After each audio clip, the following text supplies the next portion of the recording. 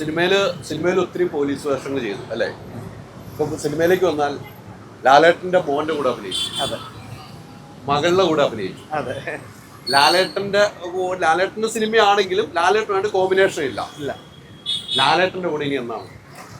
ഞാൻ സത്യം പറയട്ടെ, നമ്മൾ ഈ മാനിഫെസ്റ്റ് ചെയ്യാന്ന് പറഞ്ഞ സാധനം ഉണ്ടല്ലോ, ഞാൻ ഈ തുടക്കം സിനിമയുടെ ട്രെയിലർ റിലീസിന്റെ അത് ഞാൻ സ്റ്റേജിൽ വെച്ച് തന്നെ ലാലേട്ടനോട് പറഞ്ഞു, സാർ എനിക്ക് ടെൻഷൻ ഉണ്ട് പറയാൻ, സംസാരിക്കാൻ. പക്ഷെ പറഞ്ഞു വന്നപ്പോൾ ഞാൻ പറഞ്ഞു, കഴിഞ്ഞ ദിവസം ഞാൻ പ്രണവിനോടൊപ്പം ചെയ്തു, ഇതേ ഇപ്പോ വിസ്മയോടൊപ്പം ചെയ്തു, ഇനി ആ കുടുംബത്തിൽ നിന്ന് ഒരാളും കൂടെ ഉള്ളൂ ലാലേട്ടാ എന്നിങ്ങനെയൊക്കെ പറഞ്ഞു. ലാലേട്ടൻ വലിയ ശരിയൊക്കെ. അതെ അതെ. ഇത് കഴിഞ്ഞിട്ട് 3 ദിവസം മുന്നേ എനിക്ക് പെട്ടെന്നൊരു കോള് വരികയാണ്. എറണാകുളത്ത് നിന്ന് നമുക്ക് പരിചയമുള്ളൊരു ചേട്ടൻ വിളിച്ചിട്ട് പറഞ്ഞു, ഇവിടെ മറ്റന്നാൾ ഒരു ആഡുണ്ട്, നീ ഫ്രീ ആണോ എന്ന് ചോദിച്ചു. അപ്പൊ ഞാൻ പറഞ്ഞു ഫ്രീ ആണ്, എന്നാ ഒരു പരിപാടി ഉണ്ട് വായോ എന്ന് പറഞ്ഞു. അന്ന് ട്രെയിലർ റിലീസിന്റെ അന്ന് തിരിച്ചിറങ്ങി പോകുമ്പോൾ ലാൽ സാർ ഇങ്ങനെ കയ്യിൽ പിടിച്ചിട്ട് പറഞ്ഞു, നമുക്കൊരു ആഗ്രഹമുണ്ട്, നടത്തി തരണം എന്ന് പറഞ്ഞിട്ടാ പോകുന്നത്. അങ്ങനെ പറയുവാണ്. അന്ന് 3-ാം തീയതി പറയുകയാണ്. ഈ 12-ാം തീയതി കഴിഞ്ഞ എന്ന് പറയുമ്പോ ഇന്നലെ രാവിലെ ഞാൻ ലാലേട്ടനോടൊപ്പം ഒരു എന്താ ഒരു നാഷണൽ ആഡ് അഭിനയിച്ചു. ഉടനെ ലാലേട്ടൻ പറഞ്ഞത്, അപ്പൊ ആഗ്രഹങ്ങളും ആശകളൊക്കെ നിറവേറിയല്ലോ അത് തന്നെ പറഞ്ഞു. അദ്ദേഹത്തിന് അത് ഓർമ്മയുണ്ട്. ഇപ്പൊ എന്ത് ഭാഗ്യവാനാണ്. അതാ പറഞ്ഞത്, നമ്മളാ മാനിഫെസ്റ്റ് ചെയ്തതിന്റെ ഒരു സംഭവമാണ്. അതിപ്പോ ഈ ആഴ്ച തന്നെ മിക്കവാറും ആഡ് ഇപ്പൊ വരും, നാഷണൽ ലെവലാണ്. അത് വലിയ ആർട്ടിസ്റ്റുകളൊക്കെ ഉള്ള ഒരു ആഡാണ്. ഇവിടുത്തെ എടുത്തതിൽ ഞാനും അദ്ദേഹവും മാത്രമായിരുന്നു. അത് ലാലേട്ടൻ ഓർത്തിരിക്കും. അതൊരു മൈൻഡിൽ കിടന്ന് അന്ന് ഇറങ്ങിയപ്പോ പറഞ്ഞ നമ്മുടെ ആഗ്രഹമൊക്കെ സാധിക്കും. അതെ അതെ അതെ. കൃത്യം 10 ദിവസത്തിനകത്ത് സംഭവിച്ചു എന്നുള്ളതാണ്. എത്ര കാലമായിട്ട് ഞാൻ നടക്കുന്നതാണ്. ഭയങ്കര ഭാഗ്യവാനാണ്. ഉണ്ടായിരിക്കണം. കാര്യം കുറേ നല്ല ആൾക്കാരുടെ പ്രാർത്ഥന എൻ്റെ കൂടെ ഉണ്ട്, അതെനിക്കറിയാം. കുറേ ആൾക്കാർ എൻ്റെ ആഗ്രഹവും കൊതിയും അത്യാഗ്രഹവും കണ്ടിട്ട് അതിനെ സപ്പോർട്ട് ചെയ്തുകൊണ്ടിരിക്കുന്ന കുറേ ആൾക്കാരുണ്ട്. അവരാണ് എൻ്റെ ഏറ്റവും വലിയ ബലവും. അപ്പുവിന്റെ കൂടെ അഭിനയിച്ചു, അതിന്റെ വിസ്മയുടെ അപ്പുവിന്റെ കൂടെ അഭിനയിച്ചപ്പോൾ നമ്മൾ എങ്ങനെയായിരുന്നു എന്നുള്ളത് എല്ലാവരും കണ്ടിരുന്നു.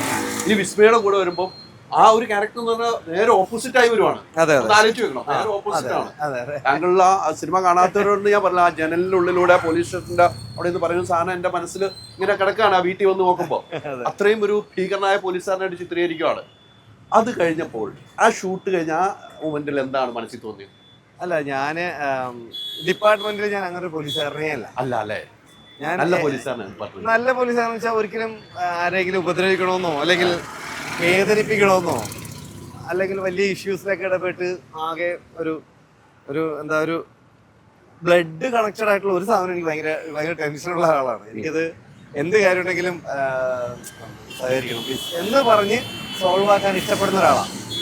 അപ്പൊ എനിക്ക് അത് അങ്ങനെ പോകുന്ന ഒരാള് സിനിമയിൽ വന്നപ്പോഴത്തേക്കും എൻ്റയർലി ഡിഫറെൻ്റ് ആയിട്ടൊരു ക്യാരക്ടറാണത്. ആ പടത്തിൻ്റെ ഒരു നിർണായക ഒരു ഘട്ടത്തില് ആ ക്യാരക്ടർ ആണ് അവിടെ സ്കോർ ചെയ്ത് പടത്തിനെ വേറൊരു ലെവലിലേക്ക് കൊണ്ടുപോകുന്നത്. അത് ചെയ്തപ്പോഴത്തേക്ക് എനിക്ക് തോന്നി, ഇങ്ങനെയൊക്കെ കാണുമോ പോലീസുകാർ, ഇങ്ങനെയൊക്കെ ചെയ്യും. പക്ഷെ ഇപ്പോഴത്തെ പോലീസുകാർക്ക് അങ്ങനെയൊന്നും അങ്ങനെ ഭയങ്കര പ്രശ്നക്കാരാണ്. ഒരാള് മതി അങ്ങനെ ഉണ്ടെങ്കിൽ മൊത്തത്തിൽ എവിടെയെങ്കിലൊക്കെ ഉണ്ടായിരിക്കും. എല്ലാ മേഖലയിലും ഉണ്ട്, അതെല്ലായിടത്തും ഉണ്ട്, എല്ലാ മേഖലയിലും അങ്ങനെയുള്ളവരുണ്ടായിരിക്കാം. എന്തായാലും ഞാൻ വർക്ക് ചെയ്ത എൻ്റെ കൂടെയുള്ള പോലീസുകാരൊക്കെ എനിക്ക് അങ്ങനെ മോശം സ്വഭാവമുള്ള ആൾക്കാരാണെന്ന് എനിക്ക് തോന്നിയിട്ടില്ല. അങ്ങനെ എങ്ങനെ എന്താ സ്റ്റേഷനിലേക്ക് ഒരാൾ വരുമ്പോൾ അവരോട് പരുഷമായിട്ട് സംസാരിച്ച് അങ്ങനെയൊന്നും ചെയ്തിട്ടില്ല അല്ലേ? ഈ അപ്പുവായിട്ടുള്ള ബന്ധം ഇപ്പൊ എങ്ങനെയാണ്? നല്ലതാ. ഇപ്പോഴും ഞങ്ങള് ഇപ്പൊ ഇതിന്റെ റിവ്യൂവിന് വരുമ്പോ പിന്നെ കണ്ടിരുന്നു. കണ്ട ഉടനെ തന്നെ ചോദിച്ചു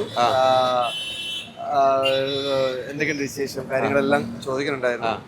അപ്പോൾ ഞാൻ പറഞ്ഞു ഇതാണ്. അപ്പൊ പുതിയ പ്രോജക്റ്റിന്റെ കാര്യം ചോദിച്ചപ്പോൾ ഞാൻ പറഞ്ഞു വെട്രിമാരൻ സാറിന്റെ പടം നടക്കുകയാണ് എന്നൊക്കെ പറഞ്ഞപ്പോൾ ഭയങ്കര ഹാപ്പിയായി. അപ്പൊ എവിടെയായിരുന്നു ചോദിച്ചപ്പോൾ ചെന്നൈയിലായിരുന്നു എന്ന് പറഞ്ഞു. അപ്പൊ പറഞ്ഞു ഓയ്യോ അത് ശരി എന്നാ പറയാ എന്താ അങ്ങനെ കുറെ ടോക്ക്. അപ്പൊ എന്നോട് പറഞ്ഞു ഇനി ഞാൻ പറഞ്ഞു ചെന്നൈയിലേക്ക് വരുന്നുണ്ടെന്ന് പറഞ്ഞു എന്തുണ്ടെങ്കിലും കണക്ട് ചെയ്യണം എന്നുള്ള രീതിയിൽ സംസാരിച്ച് വെച്ചിട്ടുണ്ട്. അങ്ങനെ